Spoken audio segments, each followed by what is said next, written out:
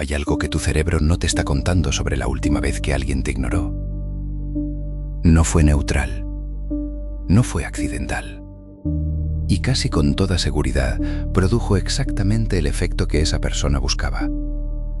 Cuando alguien deja de responderte de repente, cuando nota tu mensaje y no contesta, cuando está presente físicamente pero actúa como si no existieras, tu mente no lo registra como ausencia, lo registra como una señal y empieza a trabajar horas extra para descifrarla. Esto tiene un nombre en psicología: ostracismo social.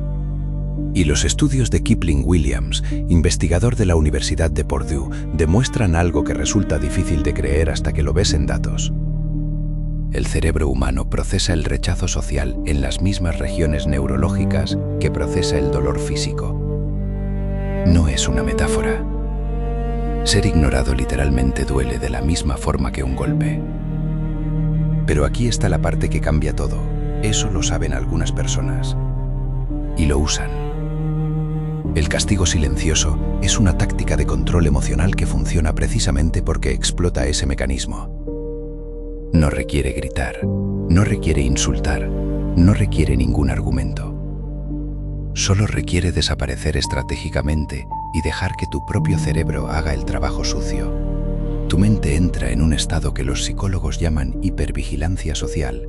Empieza a buscar pistas, a repasar conversaciones anteriores, a preguntarse qué hiciste mal, cómo puedes arreglarlo, qué necesitas cambiar para que esa persona vuelva a prestarte atención. Y mientras tú haces todo ese trabajo mental agotador, la otra persona no ha tenido que invertir ni un segundo de energía.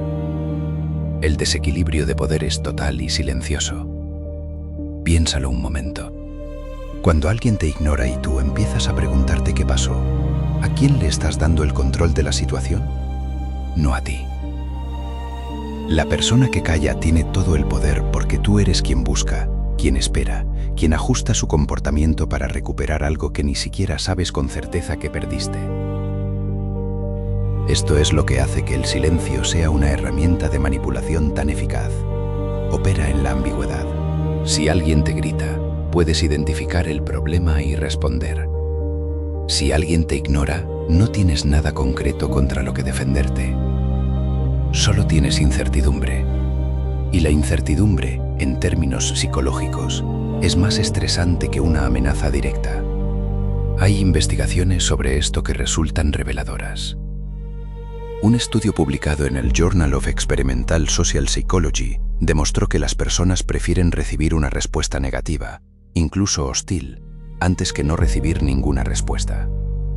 El rechazo explícito duele menos que el vacío, porque al menos el rechazo explícito te da información. El silencio te deja en un bucle sin salida. Y aquí entra algo que muy poca gente conecta: la diferencia entre alguien que se aleja porque necesita espacio y alguien que te ignora para mantenerte en un estado de alerta emocional. Esa diferencia no siempre es obvia desde fuera, pero hay un marcador claro.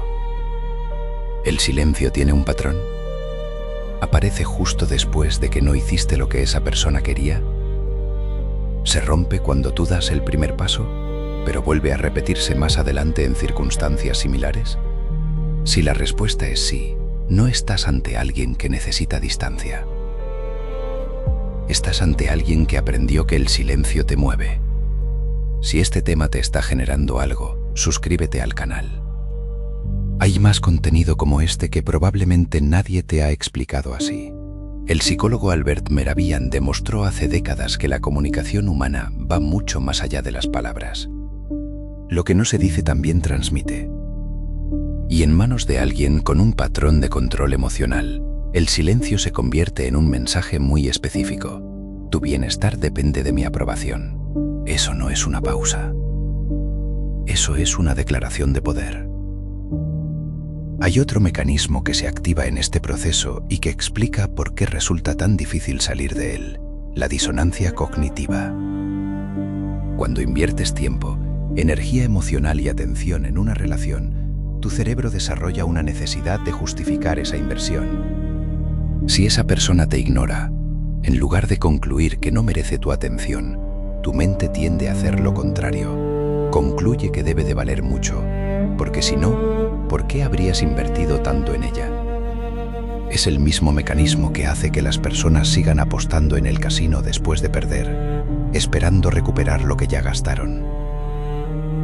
El silencio deliberado explota exactamente eso. Cuanto más te cuesta obtener la atención de alguien, más valioso parece ese alguien. No porque lo sea, sino porque tu cerebro necesita que la inversión haya valido la pena. Entender este mecanismo no lo desactiva automáticamente. Pero sí cambia algo fundamental. Ya no puedes ver ese silencio con los mismos ojos. Y eso, como verás en el siguiente capítulo, es exactamente el primer paso para salir del ciclo. Ahora que sabes cómo funciona el mecanismo, viene la parte que nadie suele explicar: por qué seguimos atrapados en él incluso cuando ya lo hemos identificado. Entender algo racionalmente y cambiar tu respuesta emocional ante ello son dos procesos completamente distintos.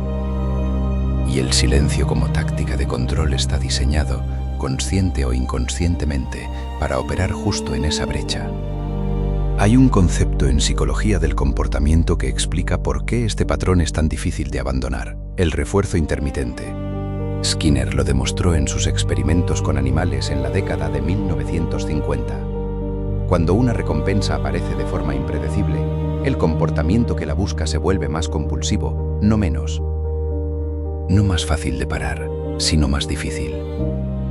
Las máquinas tragaperras funcionan exactamente bajo este principio. Y también funcionan así ciertas dinámicas relacionales. Cuando alguien alterna entre darte atención y retirártela sin un patrón claro, tu cerebro interpreta cada momento de conexión como una recompensa impredecible. Y las recompensas impredecibles generan más dopamina que las recompensas constantes. Esto no es poesía ni metáfora, es neurociencia. Tu sistema de recompensas se activa más intensamente ante lo que no puede predecir.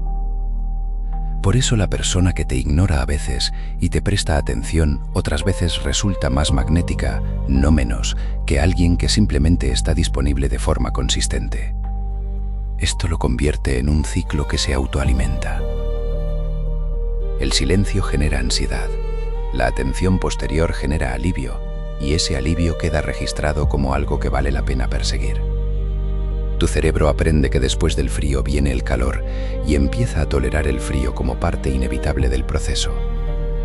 Lo que en realidad es una dinámica de control emocional empieza a sentirse como intensidad, como profundidad, como una conexión especial que otros no comprenden. El primer paso para salir no es confrontar a la otra persona. Es identificar el patrón con precisión clínica, sin carga emocional. ¿Cuándo aparece el silencio? ¿Qué lo precede? ¿Qué lo rompe? Si puedes trazar ese mapa, dejas de estar dentro del sistema y empiezas a verlo desde fuera. Y desde fuera, el juego pierde gran parte de su poder sobre ti.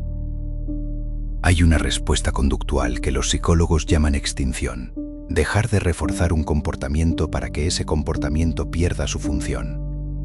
En términos prácticos, significa esto: si cada vez que alguien te ignora tú buscas, insistes o ajustas tu comportamiento para recuperar su atención, le estás enseñando que el silencio funciona.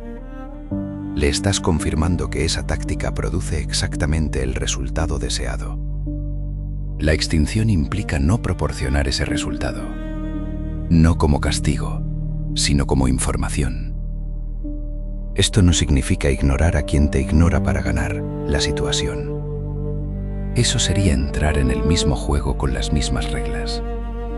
Significa simplemente no reorganizar tu vida, tu atención y tu energía emocional alrededor de la ausencia de alguien.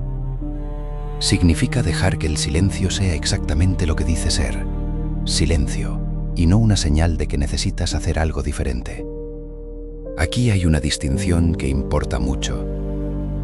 Hay personas que se alejan porque genuinamente necesitan espacio para procesar algo, porque están gestionando sus propios problemas o porque la relación ha llegado a un punto de agotamiento natural. Ese tipo de distancia no suele tener un patrón estratégico. No aparece justo después de que no cumpliste una expectativa no expresada. No se resuelve mágicamente cuando cedes o cuando buscas. Reconocer esta diferencia no es fácil desde dentro de la situación, pero es fundamental para no aplicar la misma respuesta a dinámicas completamente distintas. Lo que sí puedes hacer, independientemente del tipo de silencio que estés experimentando, es anclar tu estado emocional en algo que no dependa de la respuesta de esa persona. Los psicólogos lo llaman regulación emocional basada en recursos internos y no tiene nada de místico. Significa identificar qué actividades, relaciones o contextos te devuelven la sensación de control sobre tu propio estado y usarlos activamente cuando el ciclo de ansiedad por el silencio empieza a activarse. No para escapar del problema, sino para no tomar decisiones desde el estado de mayor ansiedad. Las decisiones que tomas cuando llevas horas esperando una respuesta y tu cerebro está en modo alarma no son las mismas que tomarías con calma. Y la persona que usa el silencio como táctica sabe esto, lo haga de forma deliberada o no. El momento en que rompes el silencio desde la ansiedad es el momento en que el ciclo se confirma y se refuerza una vez más. Antes de continuar, si este contenido te está dando herramientas reales para entender lo que ocurre a tu alrededor, suscríbete y activa la campana. Publicamos análisis como este de forma regular y no querrás perderte los siguientes. Hay una última cosa que merece ser dicha con claridad. No todo el que calla lo hace para manipularte. Hay personas que no tienen las herramientas para comunicar lo que sienten y recurren a la distancia porque no saben hacer otra cosa. Eso no lo convierte en manipulación calculada, aunque el efecto emocional sobre ti sea similar. Entender la diferencia entre incapacidad comunicativa y estrategia de control cambia completamente cómo decides responder y qué tipo de conversación, si es que tiene sentido tenerla, vale la pena intentar. Lo que sí es cierto en ambos casos es esto: tu equilibrio emocional no puede depender de si alguien decide hablarte o no. No porque merezcas mejor, esa frase no explica nada, sino porque un sistema nervioso en estado de alerta constante toma peores decisiones, percibe las situaciones con menos precisión y te cuesta más de lo que crees en términos de energía real. Proteger ese equilibrio no es un acto de orgullo, es simplemente funcionar mejor. Y para funcionar mejor, primero tienes que ver el juego exactamente como es.